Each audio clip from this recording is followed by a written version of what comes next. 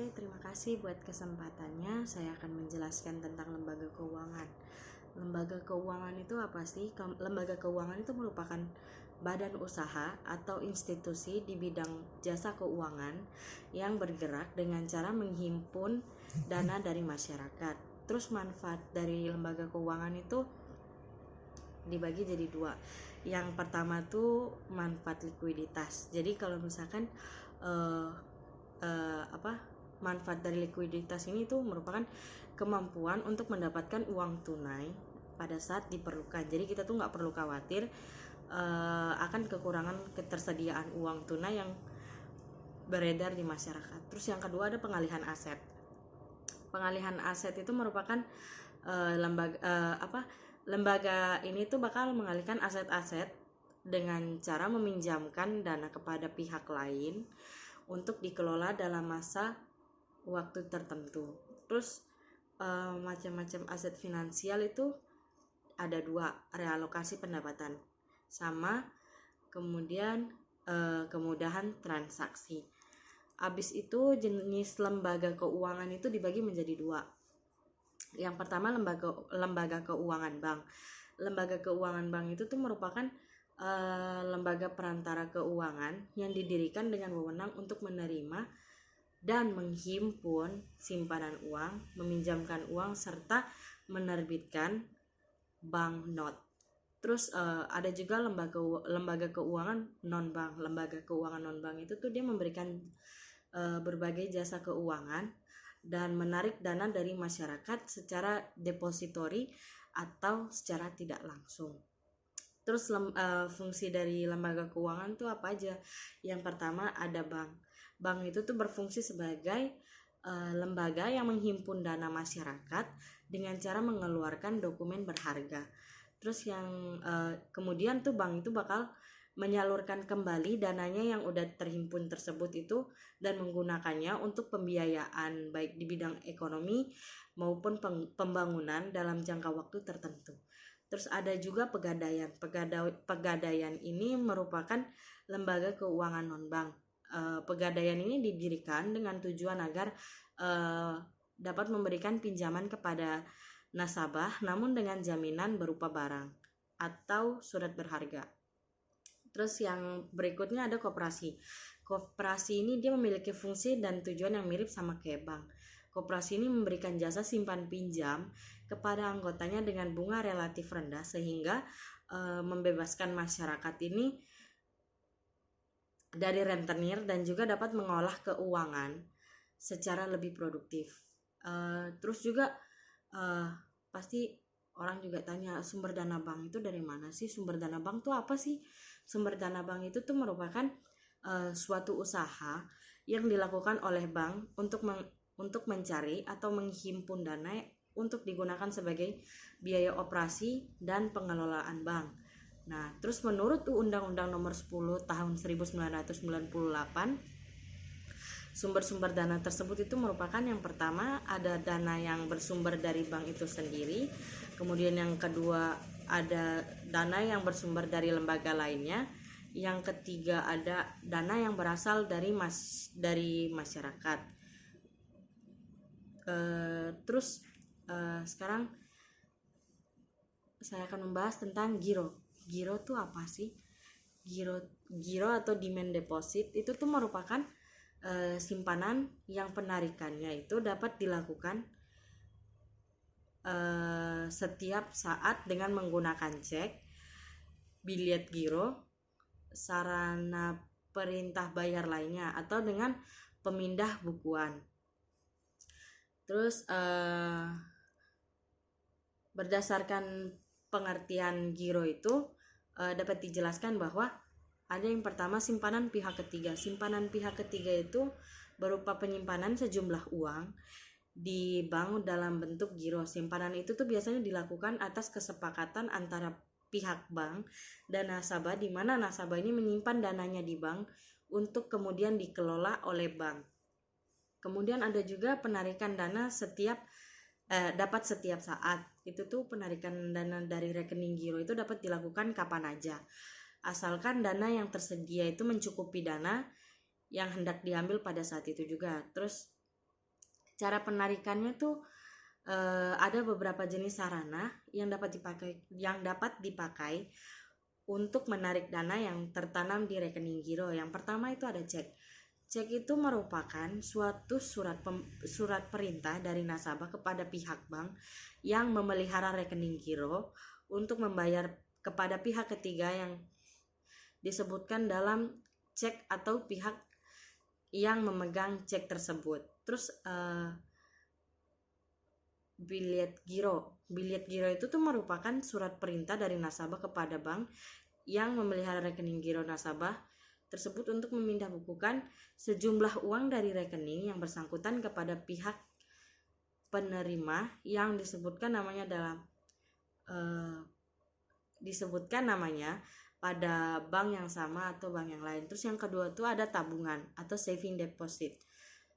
Tabungan itu tuh menurut Perundang-undangan Perbankan nomor 10 tahun 1998 itu tuh merupakan simpanan yang penarikannya hanya dapat dilakukan menurut syarat-syarat tertentu yang disepakati, tetapi tidak dapat ditarik dengan cek,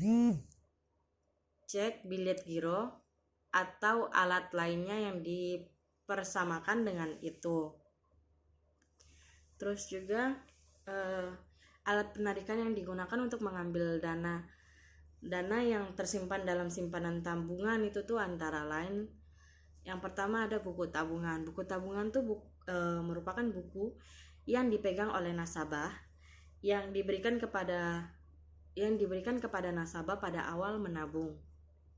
Dalamnya itu berisi catatan penambahan dana dan penarikan dana oleh nasabah. Terus yang kedua ada kartu penarikan. Kartu penarikan itu merupakan kartu yang dapat digunakan untuk menarik sejumlah dana dari dana pada mesin penarikan uang yang telah disediakan oleh pihak bank pada lokasi tertentu. Terus juga yang ketiga ada surat kuasa. Surat kuasa itu tuh berisi pernyataan nasabah yang memberikan kekuasaan kepada si pemegang surat kuasa yang terdapat tanda tangan nasabah dan si pemegang surat kuasa untuk menarik sejumlah dana dari rekening nasabah. Terus faktor-faktor tingkat tabungan tuh ada apa aja sih? Yang pertama ada tinggi rendahnya pendapatan masyarakat, yang kedua tuh ada tinggi rendahnya suku bunga bank, yang ketiga adanya tingkat kepercayaan terhadap bank. Terus juga ada simpanan deposito. Simpanan deposito itu menurut Undang-Undang nomor 10 tahun 1998 itu deposito tuh merupakan simpanan yang penarikannya hanya dapat dilakukan pada waktu tertentu berdasarkan perjanjian nasabah penyimpan bank. Terus jenis-jenis deposito tuh apa aja? Ada jenis deposito berjangka. Deposito berjangka itu diterbitkan oleh bank umum, di mana di dalam deposito berjangka ini tuh diterbitkan atas nama orang atau lembaga dan terdapat nilai nominal dari uang. Jangka waktu deposito berjangka ini bervariasi mulai dari 1 bulan, 3 bulan, 6, 12 dan 24 bulan. Pengambilan bunga deposito ini dapat ditarik setiap bulan atau pada saat jatuh tempo, baik tunai ataupun non tunai dengan cara pemindah bukuan. Terus ada juga sertifikat deposito.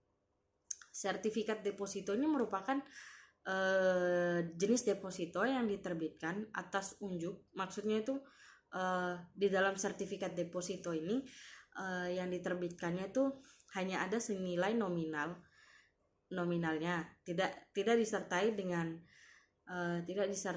nama orang ataupun lembaga. Terus sertifikat deposito sendiri dapat diterbitkan dengan jangka waktu 2, 3, 4, 6 dan 12 bulan. Terus ada juga deposito on call.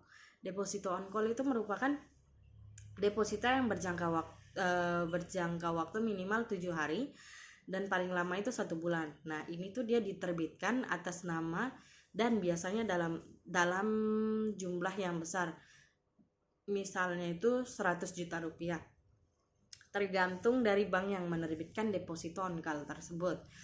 Terus ada berikutnya jenis-jenis sumber dana bank syariah. Jadi dalam penghimpunan dana, bank syariah ini melakukan mobilisasi dan investasi tabungan dengan cara yang adil, sehingga keuntungan yang adil itu dapat dijamin bagi semua pihak. Terus tujuan mobilisasi dana itu